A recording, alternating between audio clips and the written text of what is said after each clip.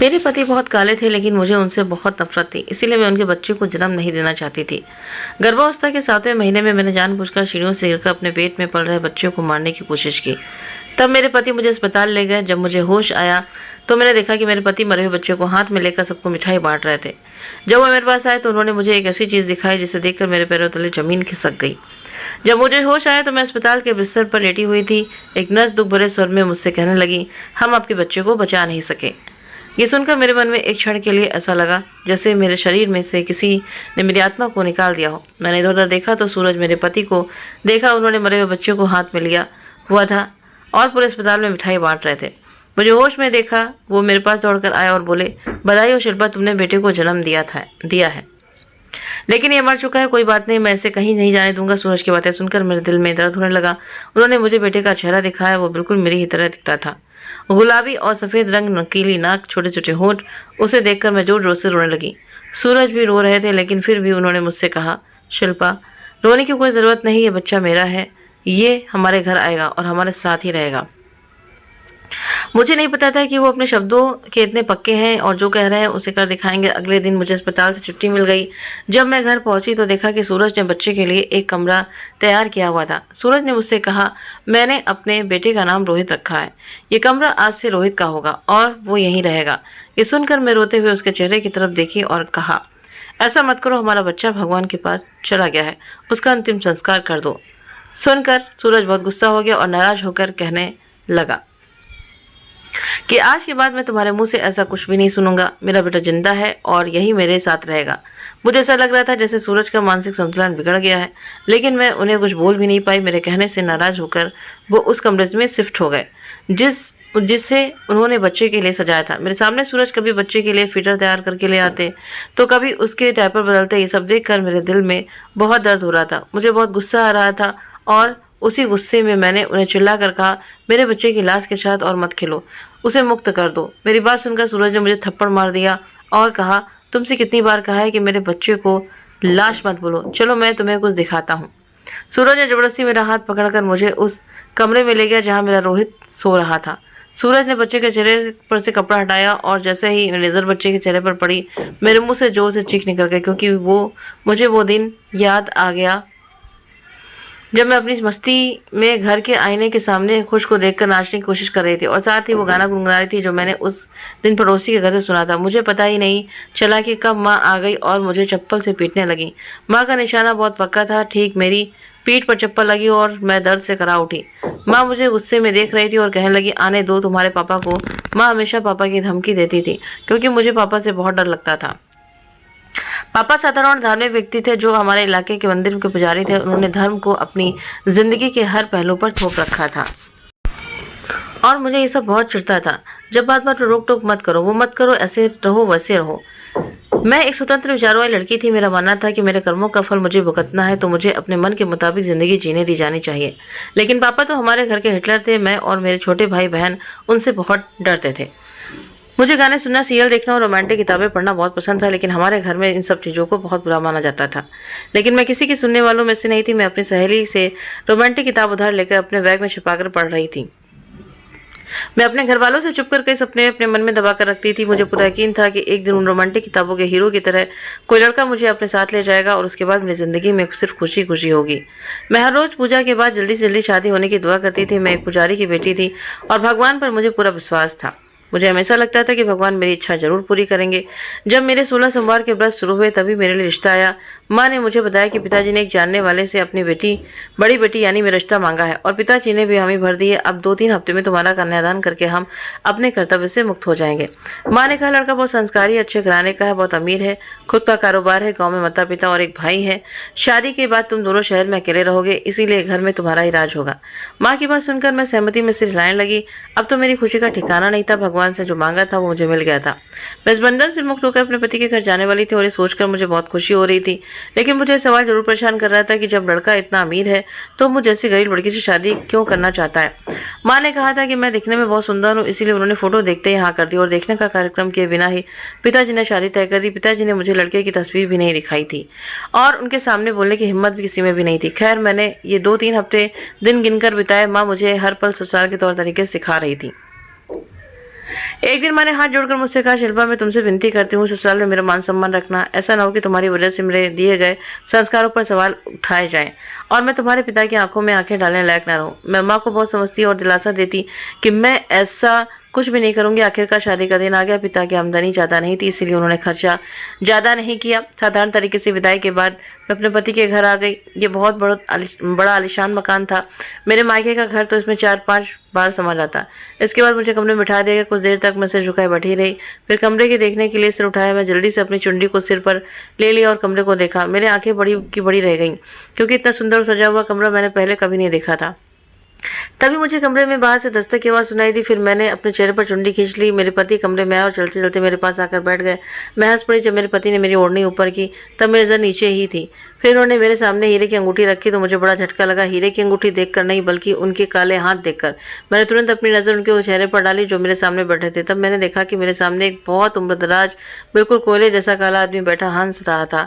मुझे बहुत बड़ा झटका लगा और मैंने कहा, सॉरी अंकल, मुझे नहीं पता था कि आप आए हैं। मुझे लगा कि सूरज है, वो कहाँ है। उस आदमी को एकदम टेंशन हो गई। मेरे दिल को भी अजीब सा महसूस हुआ और धड़कन तेज हो गई। भगवान, कहीं मेरे पति भाग तो नहीं गए। उस समय वो आदमी गला खंगारते हुए बोला, शिल्पा मैं ही सूरज हूँ। मुझे कुछ समझ नहीं आया। मेरे कानों को भरोसा नहीं हो रहा था। फिर वो बोला, शिल्पा तुम्हारी शादी मुझसे हुई है। उसकी बात सुनकर मैं बेहोश होते होते बची। मेरा दिल टूटकर टुकड़े टुकड़े हो गया। मैं जोर जोर से रोने लगी। सूरज भी मेरी हालत देखकर घबरा गया और मुझसे मैं रोने का कारण पूछने लगा। तब मैंने पेट दर्द का नाटक किया और रोती रही। बाद में वो मेरे लिए दवाई और खाना लेकर आए, लेकिन मैंने अपने चेहरे से चादर नहीं हटाई। पूरी रात में रोती रही। अपने मन में मैंने अपने पिताजी से कहा, यही कारण था कि आपने मुझे लड़के की फोटो नहीं दिखाई, है ना। लेकिन मैंने आप पर आंख मूंद कर भरोसा किया। आपने सिर्फ उसकी दौलत और घर बार देखा और मुझे इस आग में धकेल दिया। आप इस दुनिया में बड़े अच्छे पुजारी बन गए, लेकिन एक दिन मैं अपने भगवान से आपकी शिकायत जरूर करूंगी। सुबह हुई तो सूरज मेरे पास आया और बोला, शिल्पा मुझे पता है कि तुम्हारे पेट में दर्द नहीं था। शायद मैं जो उम्र में तुमसे दुगना हूँ, अपने पति के रूप में खुद को स्वीकार नहीं कर पाई। मुझे पता है कि उम्र में मैं तुमसे बड़ा हूँ और दिखने में भी अच्छा नहीं हूँ, लेकिन मेरा दिल बहुत अच्छा है। मैं तुम्हें अपने घर की महारानी बना दूंगा। तुम्हारे लिए दुनिया की सारी खुशियाँ और सुख सुविधाएं लाऊंगा। तुम्हें तुम्हारे नसीब पर गर्व होगा। सूरज ने जो कहा था वो सच कर दिखाया। वो सचमुच मेरी बहुत इज्जत करते थे और मुझसे बहुत प्यार करते थे। वो मेरे सारे नखरे सहन करते थे। उन्हें मुझसे कभी कोई परेशानी नहीं होती थी। सूरज ने सच में मुझे उनके घर की महारानी बना दिया था, लेकिन मैं तो उनसे ढंग से बात भी नहीं करती थी। वे मुझसे बहुत सारे सवाल पूछ रहे थे। तब मैंने सिर्फ ताने मारकर जवाब दिया ताकि वे फिर मुझसे सवाल पूछने की हिम्मत ना करें। लेकिन फिर भी सूरज बहुत खुश था। मैंने कितने खूबसूरत सपने देखे थे, लेकिन बदले में मुझे कितनी भयानक सच्चाई मिली। मुझे उस घर में ज़्यादा दिन रुकना मुश्किल लगने लगा, क्योंकि मैं तो 1000 ख्यालों की मस्त और घूमने फिरने वाली लड़की थी। घर का अकेलापन मुझसे सहन नहीं हो रहा था, इसलिए मैंने पड़ोसी के घर जाना शुरू कर दिया। उनका घर हमारे घर जैसा बड़ा नहीं था और वे पैसे भी हमसे में कमतर थे, लेकिन पड़ोस के घर की लड़की मेरी ही उम्र की निकली, जिससे मैं घंटों बैठकर बातें करने लगी। वो बहुत ही खुशमिजाज लड़की थी। उससे बात करके मेरा दिल बहुत हल्का महसूस होता था। मैं उसकी संगत से बहुत प्रभावित थी और मैंने उससे दोस्ती कर ली। मैंने उसे अपने घर आने के लिए भी कहा और वो 1-2 बार मेरे घर आई थी, लेकिन ज़्यादातर मैं ही उसके घर जाया करती थी। एक दिन जब मैं मोना के साथ बैठकर बातें करी, तभी एक बहुत ही खूबसूरत लड़का वहाँ आया। वो किसी हीरो की तरह दिख रहा था। मैंने सोचा कि मैं उससे पूछूं, तो उसने बताया कि उसका बड़ा भाई गौरव है। वो वहाँ से अपने कमरे में चला गया। थोड़ी देर रुककर मैं अपने घर लौट आई। आज मेरा मूड बहुत ख़राब था। मुझे सूरज के चेहरे से नफरत होने लगी थी। जब वो ऑफिस से वापस आए तो मैंने उनसे झगड़ा करना शुरू कर दिया। वो हमेशा की तरह मेरे नखरे सहन कर रहे थे, लेकिन मुझे ऐसा लग रहा था कि उनका अपशगुनी चेहरा मेरे सामने से गायब हो जाए।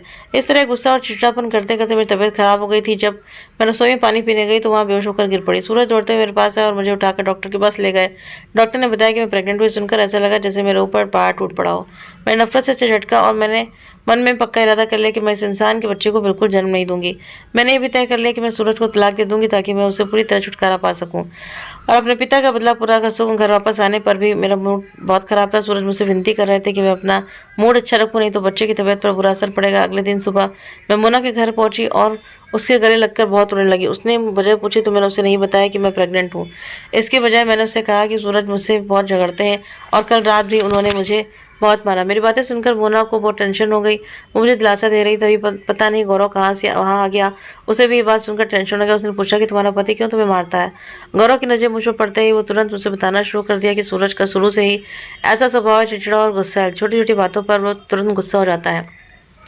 और मुझे मारता है। गौरव मेरे पास आकर बैठा और बोला, अगर तुम्हारा पति तुम्हें इतना मारता है तो तुम पुलिस में जाकर सब कुछ बता दो। मैंने गौरव से कहा, गौरव मैं एक पुजारी की बेटी हूँ, मैं पुलिस स्टेशन में चक्कर नहीं काट सकती।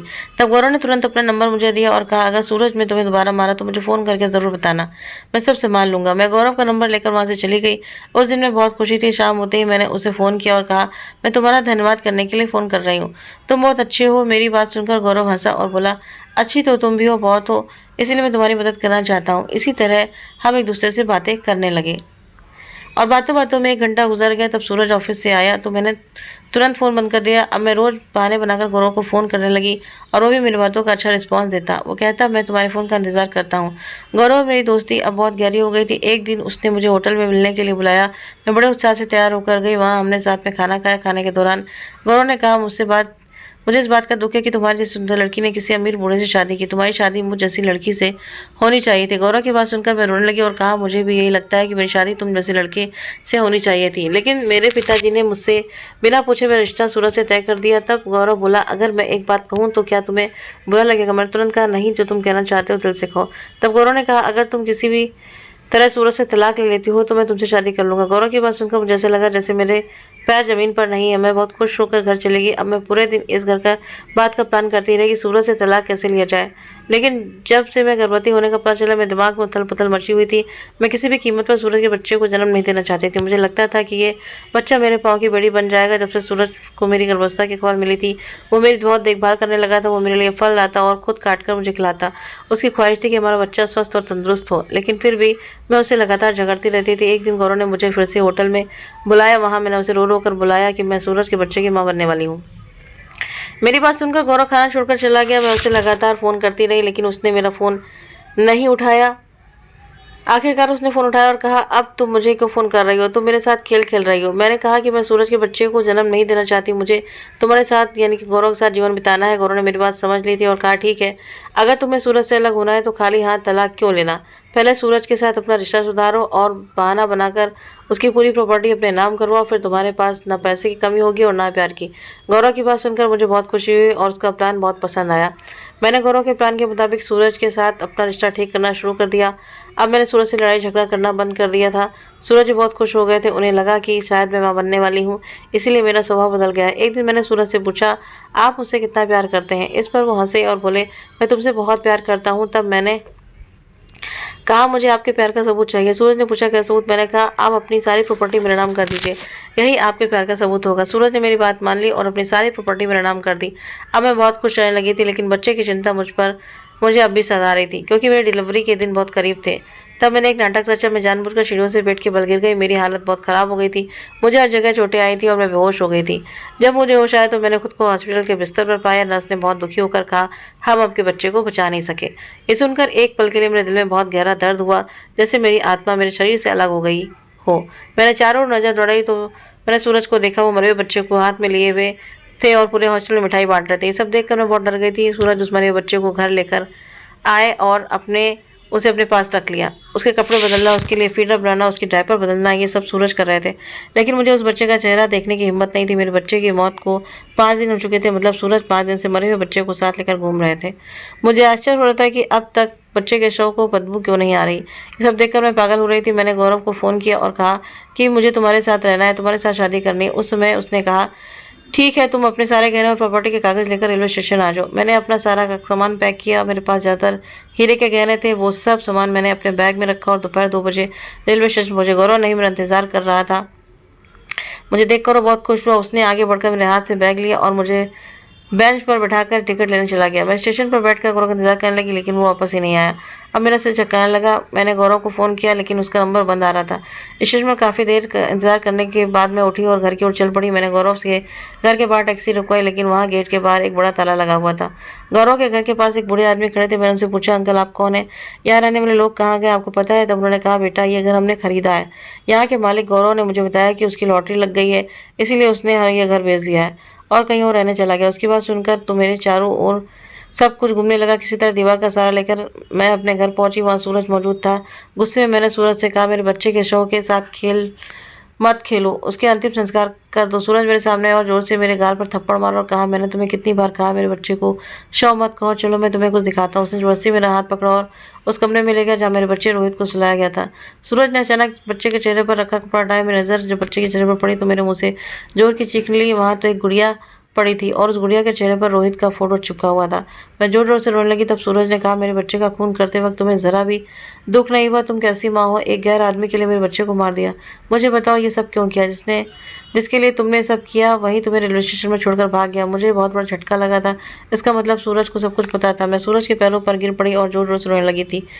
मैंने हाथ जोड़कर माफ़ी मांगी और कहा, आपकी सारी संपत्ति लेकर वो भाग गया है। तब सूरज ने कहा, मुझे पता था कि तुम चोरी छुपे गौरव से मिलने जा रही हो, लेकिन मैं अपने बच्चे के जन्म का इंतजार कर रहा था। जन्म के बाद मैं तुम्हें खुद अपने से आज़ाद कर देता, लेकिन तुमने उस गौरव के लिए मेरे बच्चे को मार दिया, उसका खून कर दिया और उसी के लिए तुमने मुझे सारी संपत्ति मांगी। मैंने अलमारी में रखे सारे गहने निकाल कर उसकी जगह नकली गहने रख दिए थे और प्रॉपर्टी के पेपर भी नकली थे। मुझे पता था कि जब गौरव तुम्हारी धोखाधड़ी करेगा तब तुम मेरे पास ही वापस आओगी।